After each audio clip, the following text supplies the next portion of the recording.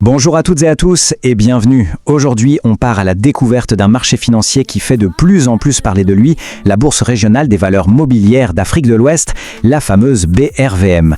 On va décortiquer ensemble les chiffres, les stratégies et vous allez voir quelques secrets bien gardés de ce marché qui est en pleine ébullition. Allez, on commence fort avec un seul chiffre pour planter le décor. Mais quel chiffre? Plus 99%. Oui, presque le double. C'est la croissance cumulée de l'indice BRVM Composite sur les 5 dernières années. Franchement, avec une performance pareille, pas étonnant que les investisseurs du monde entier commencent à regarder ce qui se passe dans la région avec de plus en plus d'attention. Et cet intérêt, ce n'est pas juste un coup de chance. La BRVM joue dans la cour des grands. Elle ne se contente plus d'être un acteur régional, non. Elle va chercher les capitaux là où ils sont. Quand on organise un événement comme les Investment Days au Nasdaq en plein cœur de New York, eh bien, le message est clair. L'ambition est mondiale. Parfait. Alors, au programme aujourd'hui, voici notre feuille de route. On va d'abord poser le contexte avec l'éveil du marché ouest-africain. Ensuite, on va plonger dans un sujet un peu technique mais crucial, les secrets des dividendes bancaires. Puis, on se penchera sur un cas d'école avec l'action Erium. On enchaînera sur un dilemme stratégique, bâtir ou encasser, et on terminera avec une grille d'analyse pratique pour que vous puissiez avoir toutes les cartes en main. C'est parti ? Première étape, l'éveil du marché. Parce que pour bien investir, il faut d'abord, et c'est la base, comprendre le terrain de jeu. Juste pour se donner une idée de l'échelle, on parle de la 5e plus grande bourse du continent africain, une capitalisation boursière totale qui pèse plus de 40 milliards de dollars. Ce n'est pas rien. La liquidité, c'est-à-dire la facilité d'acheter et de vendre, s'améliore constamment et surtout sa vie. Il y a sans arrêt de nouvelles entreprises qui rejoignent la cote. Bref, la BRVM, c'est un acteur sérieux et en pleine expansion. On passe maintenant à notre première pépite d'analyse. Le secteur bancaire, c'est le poids lourd de la BRVM. Mais attention, pour y investir intelligemment, il faut connaître les règles du jeu, surtout celles qui ne sont écrites nulle part en gros. Et là, on touche à une différence fondamentale. Pour une entreprise lambda, c'est simple, bénéfice et hop, dividende. Pour une banque de la zone UMOA, c'est une autre histoire. Entre le bénéfice et le dividende, il y a un gardien du temple, le régulateur, la BCEAO. Et sa priorité numéro 1, ce n'est pas l'actionnaire, c'est la sécurité des dépôts. Ça change tout.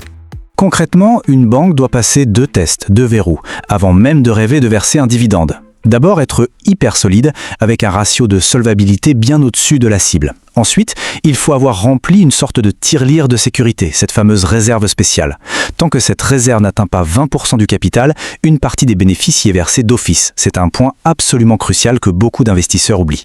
Ce tableau résume tout parfaitement. Il montre bien qu'un gros bénéfice ne garantit absolument rien. On peut avoir le scénario du faux bon élève. La réserve est pleine, mais la solvabilité est un peu juste. Résultat, pas de dividende. C'est aussi simple que ça. Le régulateur a le dernier mot. Toujours. Allez, passons à un cas pratique. On va s'intéresser à Erium, une action dont le cours a baissé récemment, ce qui a tendance à affoler les investisseurs les moins expérimentés. On va voir ce qui se cache vraiment derrière cette baisse. Face à un cours qui baisse, il y a toujours 2 écoles. La réaction de l'amateur, c'est souvent la panique. « Oh là là, ça baisse, je vends ». Le professionnel, lui, a un autre réflexe. Il va soulever le capot et regarder le moteur. Et le moteur, en bourse, c'est le carnet d'ordre, la liste des intentions d'achat et de vente. Et qu'est-ce qu'on voit en soulevant le capot? Ce chiffre. 13. Le carnet d'ordre nous dit que la pression à l'achat est 13 fois plus forte que la pression à la vente.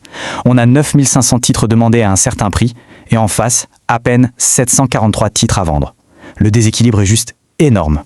Dans le jargon, ça s'appelle un mur d'achat, un buy wall. C'est un signal très clair que de gros portefeuilles, des investisseurs institutionnels, sont en train de défendre un prix. Ils ne laissent pas le cours descendre plus bas parce qu'ils sont en fait en train de ramasser tranquillement tous les titres que les vendeurs paniqués leur offrent. Donc, la conclusion, elle est simple mais contre-intuitive. L'action ne chute pas, non, elle est en phase d'accumulation. Cette faiblesse apparente du prix cache en réalité une force acheteuse considérable qui se positionne pour la suite. C'est toute la différence entre regarder le prix et lire le marché. On continue avec un autre point stratégique essentiel qu'on va illustrer avec 2 entreprises aux philosophies radicalement opposées. C'est le grand dilemme de l'investisseur. Voilà la question qui se pose. Est-ce qu'il vaut mieux choisir la tortue, celle qui construit patiemment sa richesse sur le long terme, ou le lièvre, qui cherche le gain immédiat, parfois en prenant des risques pour le futur? On va voir ça avec les cas de Seacable et Cibet. Commençons par Seacable, un fabricant de câbles. Et là, le chiffre fait mal. Son outil de production, ses machines, sont usées à plus de 90%. Pour le dire simplement, tout est quasiment en fin de vie. Et voici le problème. L'entreprise a choisi de donner 5 fois plus d'argent aux actionnaires sous forme de dividendes que d'en réinvestir pour moderniser ses usines. C'est l'exemple parfait du coureur de marathon qui refuse de changer ses chaussures trouées. Ça a marché un temps, mais la sanction est tombée. Perte nette au premier trimestre 2026. Le choix est donc limpide pour SICABLE. Soit l'entreprise se réveille et investit massivement pour assurer son futur, soit elle s'engage sur la voie d'un déclin qui semble presque inévitable. Maintenant, changeons complètement de décor avec la banque CIB. Regardez ce chiffre, 27,2%. C'est son rendement sur fonds propres. Pour vous donner une idée, dans le secteur bancaire, tout ce qui est au-dessus de 20% est considéré comme absolument exceptionnel. La CIB, c'est tout l'inverse de SICABLE. C'est ce qu'on appelle une valeur patrimoniale. C'est une action de très grande qualité, défensive, conçue pour construire de la richesse sur la durée. Ce n'est pas le titre qui va exploser du jour au lendemain, non. C'est la brique solide sur laquelle on bâtit un patrimoine à long terme. Bon, après tout ça, on a vu pas mal de choses. Comment on met tout ça en musique? Comment on synthétise ça en une approche concrète? Une sorte de boîte à outils pour analyser n'importe quel titre de la BRVM. C'est l'objet de cette dernière partie. Voici une checklist qui résume l'essentiel de la pensée d'un analyste professionnel. D'abord, ne jamais s'arrêter au prix, toujours regarder le carnet d'ordre. Ensuite, connaître les règles spécifiques du secteur, surtout pour les banques. Évaluer la santé de l'outil de production, est-ce qu'on investit pour demain? Suivre l'argent, va-t-il aux actionnaires ou à l'entreprise? Et enfin, le plus important, s'assurer que l'action qu'on choisit correspond bien à sa propre stratégie. Et on termine avec cette question, qui est finalement la plus importante. L'analyse, c'est bien, mais au final, tout dépend des objectifs de chacun. Est-on plutôt un bâtisseur de patrimoine à la recherche de valeurs sûres comme CNIB? Ou est-on un chasseur d'opportunités, prêt à parier sur le redressement d'une entreprise comme SICABLE? Il n'y a pas de bonne ou de mauvaise réponse. L'important, c'est de choisir sa voie en pleine conscience. Bonjour et bienvenue. Aujourd'hui, on va s'intéresser à la Bourse régionale des valeurs mobilières, la fameuse BRVM. Elle est, on peut le dire, en pleine ébullition. On va plonger ensemble au cœur de ce marché ouest-africain pour décrypter ce qui se passe, pourquoi ça s'emballe et surtout, quelles sont les opportunités qui se dessinent. La grande question que tout le monde se pose en ce moment, c'est bien celle-ci. Qu'est-ce qui met le feu aux poudres? D'où vient cette surchauffe? Est-ce que c'est juste un feu de paille ou est-ce qu'on est face à une vraie tendance de fond? C'est ce qu'on va essayer de comprendre. Alors là, le chiffre, il est sans appel. Plus 16%. C'est la performance du marché depuis le début de l'année seulement. Une croissance pareille, c'est vraiment impressionnant. Ça montre bien qu'il se passe quelque chose, que l'optimisme est bel et bien de retour. Et attention, ce n'est pas juste une ou deux actions qui tirent tout vers le haut. Non, non. Comme on le voit très bien ici, les principaux indices sont tous dans le vert. Le BRVM Composite, le BRVM 30 et même le BRVM Prestige, qui rassemble la crème de la crème. Tout le monde participe à la fête. La tendance est vraiment solide, elle est générale. Ok, donc cette euphorie sur les marchés, elle ne sort pas de nulle part, évidemment. Elle s'explique en grande partie par le contexte économique qui est très très favorable dans toute la zone de l'Union économique et monétaire ouest-africaine, l'UEMOA. Voilà, ce slide résume parfaitement la situation. D'un côté, on a une croissance économique super robuste, quasiment 7%. Ensuite, l'inflation qui se calme, elle est en baisse. Et pour couronner le tout, la Banque centrale qui baisse ses taux directeurs. C'est le cocktail parfait pour que les actions deviennent beaucoup plus intéressantes que d'autres placements. Le résultat de tout ça, la capitalisation du marché qui explose et qui dépasse les 15 000 milliards de francs CFA. C'est un véritable alignement des planètes pour les investisseurs. Bon, maintenant passons des grands chiffres à la réalité des entreprises. Comment ce super contexte économique se traduit dans leurs résultats? Parce que si la tendance générale est bonne, quand on regarde de plus près, la situation est bien plus nuancée qu'il n'y paraît. En fait, on assiste à une sorte d'histoire à deux vitesses. D'un côté, on a les locomotives du marché, pensez à Total Energy en Côte d'Ivoire ou à Bank of Africa au Sénégal. Eux, ils profitent à plein de l'allée reprise. Mais de l'autre côté, on trouve des sociétés comme Sogbe, le géant du caoutchouc. Et là, c'est plus compliqué. Même si leur chiffre d'affaires progresse, leurs marges, elles, sont sous pression à cause de la concurrence et de la hausse des coûts. Et ces chiffres le montrent noir sur blanc. Regardez la progression, plus 5,5% pour Total Energies et presque 10% pour BOA Sénégal sur le premier trimestre 2026. Et juste à côté, Sojob qui enregistre un recul de 5% de son bénéfice sur l'année 2025. C'est la preuve parfaite de ces trajectoires qui divergent complètement au sein d'un même marché qui, lui, est en pleine forme.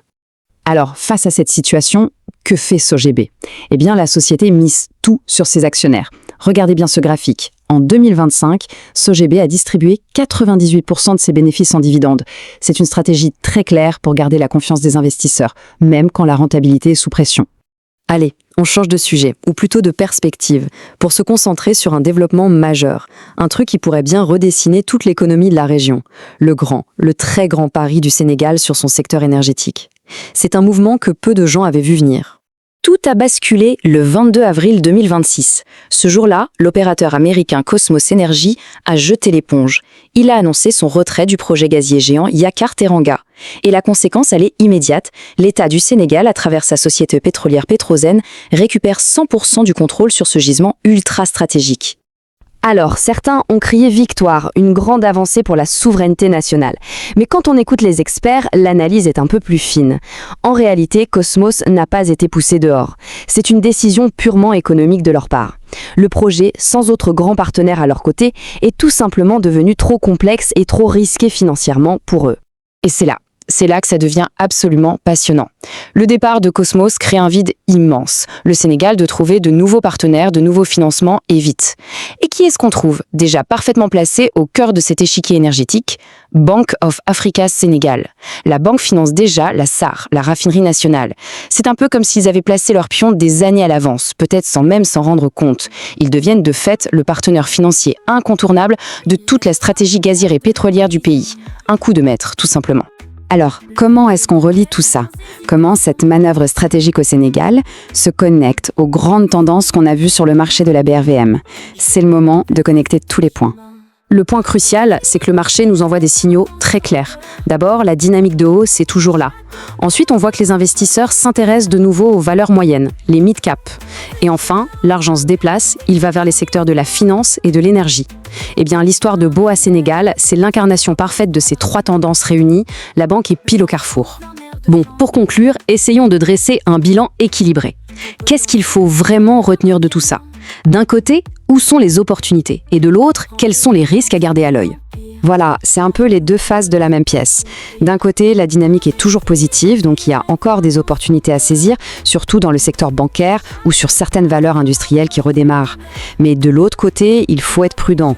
Après une hausse de 16%, le risque que le marché se calme un peu, ce qu'on appelle une correction technique, il augmente. Et puis, certaines entreprises commencent à coûter cher, leurs valorisations sont élevées. Et on termine avec une question ouverte. On voit le Sénégal qui prend son destin énergétique en main. Un projet absolument gigantesque qui va demander des financements colossaux. La question, c'est de savoir si on est en train d'assister à l'aube d'une nouvelle ère. Une ère où les banques locales, en finançant cette immense transformation, deviendraient les nouveaux poids lourds, les nouveaux géants de la bourse ouest-africaine. L'avenir nous le dira.